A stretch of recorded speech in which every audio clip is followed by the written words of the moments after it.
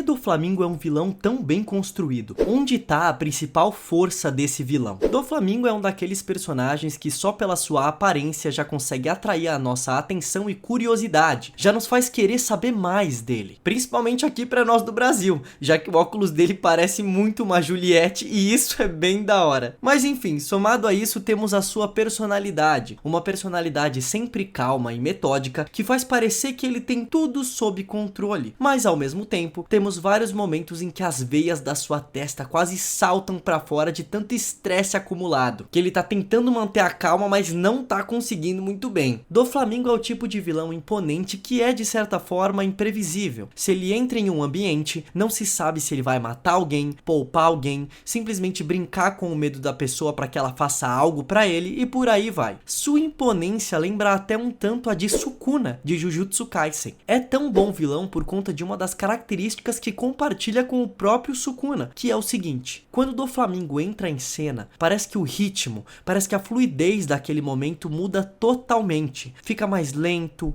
mais tenso, mais imprevisível. É extremamente difícil saber o que está se passando pela cabeça do Doflamingo. E é isso que nos instiga e nos faz querer ver ele em cena cada vez mais. Mais do que em sua própria força física ou em seus poderes, a grande força do Doflamingo está no contexto criado por ele. Seja no micro, ou seja, em uma simples cena em que ele aparece, seja no macro, algo maior, como é o caso dos habitantes de Dressrosa, dos executivos do Doflamingo e das pessoas que trabalham para ele num geral. Perto ou longe, Doflamingo influencia fortemente o comportamento daqueles que têm pouca ou muita relação com ele. E com isso, é como se Doflamingo meio que tivesse em todo canto do arco de Dressrosa, como se fosse um fantasma pairando e observando literalmente tudo o que acontece por ali. A essência do Doflamingo está presente em praticamente todos os momentos do arco de Dressrosa e isso é incrível. Afinal, como eu já falei, é um vilão bem metódico e sua Dressrosa, tanto na arquitetura quanto no seu funcionamento, foi pensada nos mínimos detalhes por ele. E então, Oda dá exatamente o que um vilão desses precisa, o que um vilão clássico não nascido, mas sim criado pela sociedade precisa. Oda dá um background,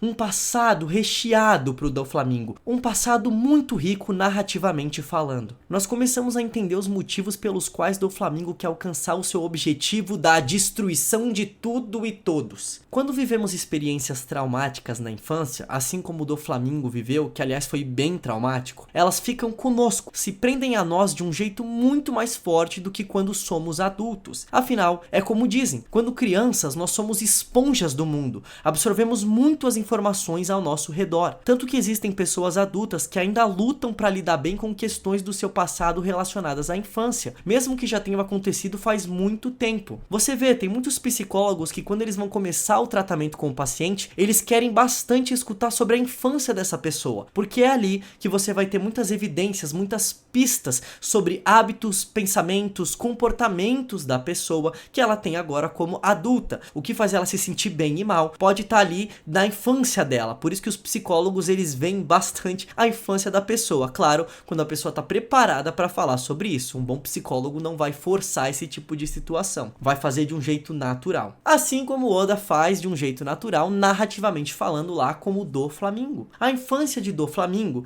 aliada à decisão de seu pai de deixar os dragões celestiais, claramente estando despreparado para isso, sem saber nem um pouco como o mundo real de verdade funciona, porque dava para ver de longe que eles iam ser maltratados, tudo isso fez com que o Doflamingo visse todas as pessoas como horríveis, como violentas, perigosas e animalescas. Principalmente porque as pessoas deixam claro que só estão atacando o Doflamingo e sua família por eles serem dragões celestiais. Então essa experiência coloca na cabeça do Doflamingo que a maioria, se não todos, se tiverem a oportunidade e o poder, isso é, estiverem em uma posição de superioridade, irão lhe tratar daquele jeito. E claro, quando nós passamos por experiências traumáticas, principalmente na infância, como já falei, e aí conseguimos de certa forma superar aquilo, nós entramos em um estado em que não queremos passar por aquilo nunca mais em nossas vidas, nem perto, nem algo minimamente parecido. E é aí, pra mim, que vem o grande lance do Oda pro Doflamingo. A questão dele querer ter poder e força não é simplesmente pra destruir tudo por destruir tudo, simplesmente pra mostrar que ele é o mais poderoso. Até porque, se o Doflamingo destruir tudo, o que sobra no final pra ele pra mostrar que é o mais poderoso? O que ele vai fazer depois? Não vai ter ninguém pra ele mostrar que é o mais poderoso. Na verdade, tudo que Doflamingo faz é pra que ele fique cada vez mais distante daquilo que lhe aconteceu na infância. Quanto mais forte e poderoso ele for, menor a chance de ele ser tratado como foi em sua infância, pois ele terá recursos e autonomia para impedir isso. Para mim, o objetivo real do Doflamingo não é destruir tudo e todos,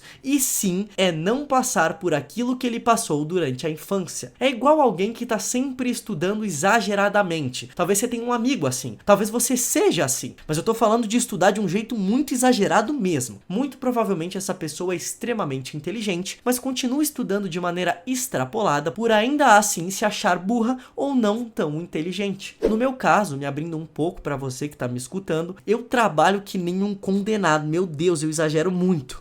Porque quando eu era menor, meus pais tomaram uma decisão errada que fez minha família perder tudo que tínhamos. E foi horrível. Eu nunca mais quero passar por aquilo. Foi o momento mais triste da minha vida, com certeza. Pro Doflamingo, a questão foi mais relacionada à violência. Para mim, foi mais relacionada a dinheiro, a questões financeiras. E pro seu amigo que estuda sem parar, talvez esteja relacionada a alguém que falava que ele nunca fazia algo direito ou algo do tipo. E em relação ao Doflamingo, algo que evidencia muito bem o que eu tô falando é quando o Corazon, irmão de Doflamingo, diz que ele é uma besta imparável que não tem medo de nada. Mas vemos que isso não é verdade. Vemos que Doflamingo tem vários pesadelos relacionados ao que aconteceu na sua infância e que isso faz os pelos do corpo dele arrepiarem de tanto medo. É uma das, se não a única coisa que lhe faz sentir medo de verdade. Doflamingo também tira a vida de seu próprio pai com esse objetivo, pois em sua mente, o pai dele foi o homem que fez eles passarem por aquele evento traumático, ele e o irmão dele. Então, se continuarem ao lado dele, algum dia esse mesmo homem pode tomar outra decisão duvidosa que vai colocá-los em situação semelhante. Então ele quer se desvencilhar totalmente do pai. E o jeito de fazer isso assim, de uma maneira que não tem mais volta, é tirar a vida do próprio pai, e é o que ele faz. Tudo isso é um jeito do Oda humanizar esse personagem, nos mostrando que algo raso e perverso, como a destruição de tudo, na verdade tem muito mais coisa por trás. E coisas que revelam bastante desse personagem, Doflamingo,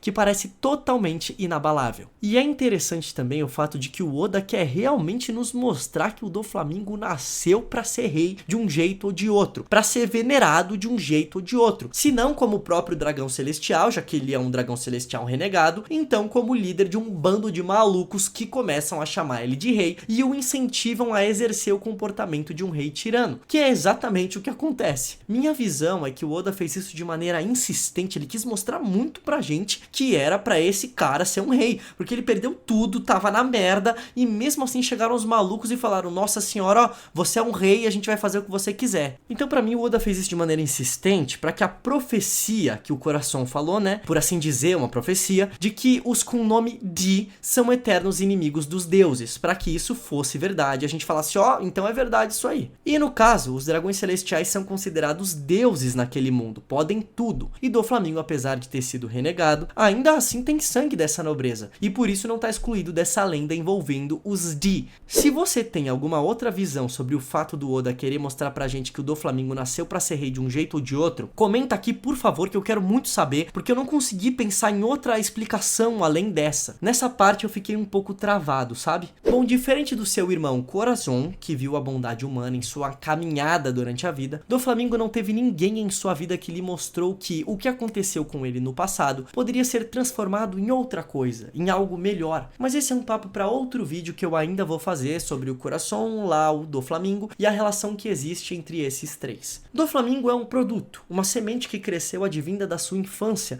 de seus traumas e das pessoas com as quais ele se relacionou depois disso, que só reforçaram os comportamentos que fizeram ele se tornar essa pessoa aí super maligna. E Oda mais uma vez mandou bem demais, mostrando como esse produto, esse personagem foi desenvolvido, as nuances por trás de tudo e os significados escondidos por trás de motivações aparentemente rasas. Além de tudo, Doflamingo tem um poder extremamente interessante que mais uma vez bate na tecla de ele ter o controle das pessoas. Ele quer controlar todo mundo para ninguém poder ali fazer o que quer com ele. A gente bate nessa tecla de novo. Esse poder, aliado à personalidade do Doflamingo de provocar, de ser confiante e imponente, faz com que tenhamos uma luta extremamente épica entre ele e o Luffy. Luta essa que até o momento do arco de Dressrosa é a melhor que temos entre protagonista e antagonista de One Piece. Bom, pra terminar eu vou dizer o que eu disse no outro vídeo. Já faz tempo que eu quero fazer um quadro contando histórias de vocês aqui do canal, gente, histórias relacionadas a animes. Pode ser uma história de como você fez amizade, pode ser uma história de como conheceu a namorada, já que ela também gostava de animes e por aí vai. E não precisa ser uma história necessariamente feliz, tá, gente? Pode ser uma história triste, emocionante, algo que você superou, qualquer tipo de histórias envolvendo animes, mesmo. É só mandar pra esse e-mail que tá aqui embaixo, tá bom? E eu já quero agradecer pro pessoal que mandou algumas histórias muito legais e emocionantes que eu tinha pedido já no outro vídeo. Muito obrigado, gente. E se você gostou desse vídeo, não esquece de deixar o seu like, viu? Valeu e até!